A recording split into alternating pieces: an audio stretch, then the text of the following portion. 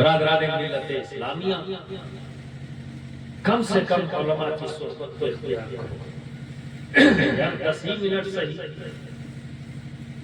ایک وقت اپنے لیے نکالو۔ چونکہ اگر آپ یہ کہو کہ ہم تو مدرسہ نہیں جا پائے تو ہم کو نہیں علم ہے، اس سے کام نہیں چلے گا۔ 10 منٹ نکال لو نا، سن کے علم حاصل کر لو، کیونکہ علم حاصل کرنے کا ایک طریقہ یہ ہے۔ اور اپنے بچوں کو مدرسے میں بھیجو، اسکول میں بھیجو، کام پر نہیں۔ کسی بھی قوم کے حالات اس وقت تک نہیں بدلیں گے جب تک کہ قوم کا ایک ایک فرد تعلیم یافتہ نہ ہو جائے۔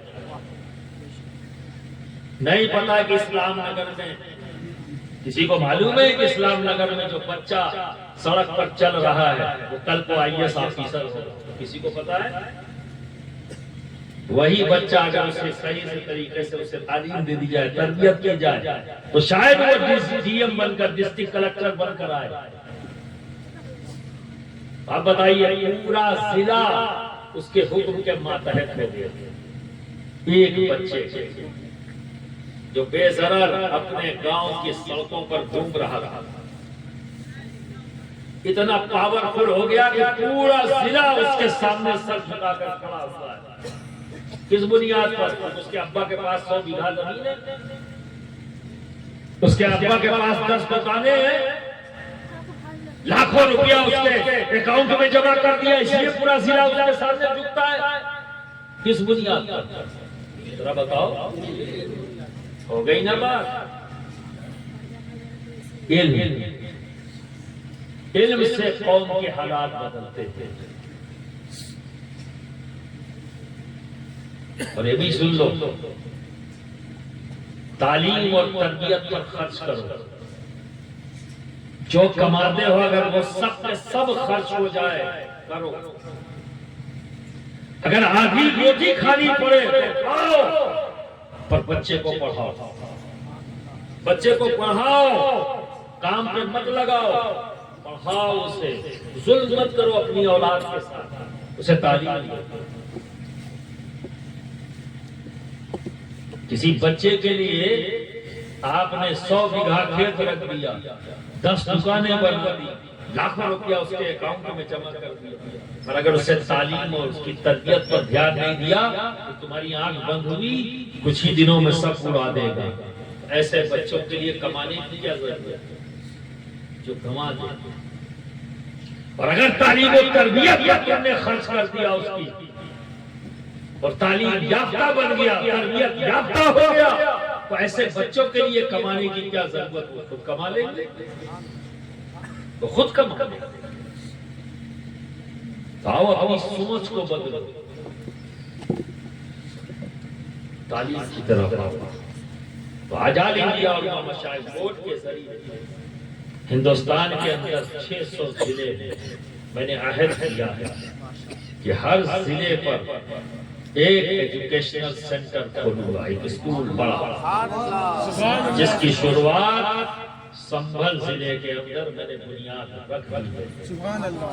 انشاءاللہ تبارک و تعالی ایک طرف عصری علوم، جبکہ میرا ماننا یہ ہے کہ علم سارے کا سارا علم دین ہے، دین سے کوئی علم باہر نہیں ہے۔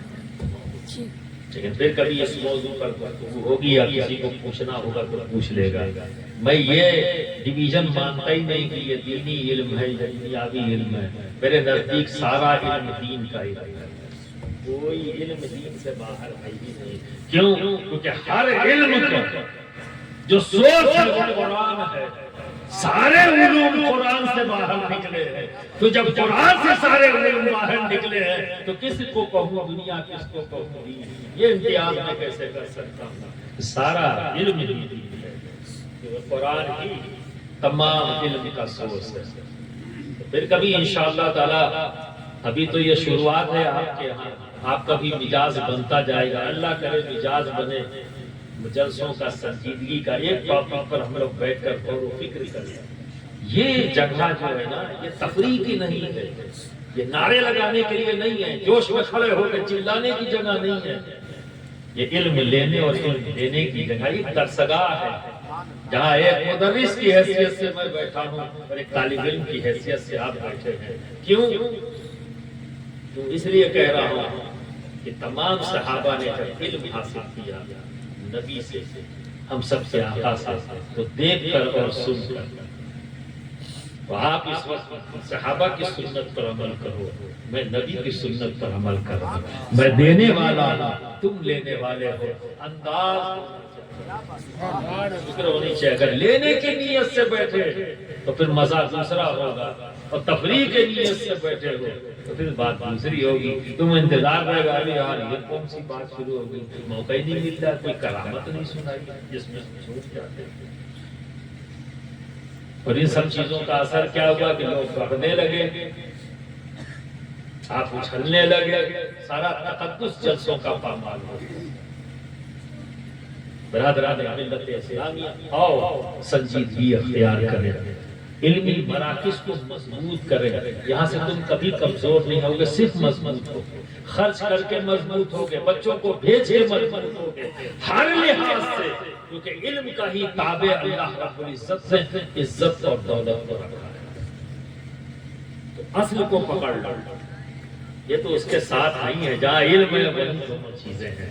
تو برادران ملت اسلامیہ، آج جن لوگوں نے بھی اپنی دینی ذمہ داری، ایک مسلمان ہونے کی حیثیت سے اپنی ذمہ داری کو محسوس کرتے ہوئے، اللہ کے حکم پر عمل کرتے ہوئے، اللہ کے گھر کو بنانے میں جو بھی تعاون کیا ہے، اللہ رب العزت ان کی اس خدمات کو قبولیت عطا فرمائے اور دونوں جہانوں میں اس کا انہیں بہتر صلہ عطا فرمائے. اور باقی تمام لوگوں سے میں یہ کہوں گا کہ جانے سے پہلے اس نعمت سے اپنے آپ کو جدا کر کے مت جانا.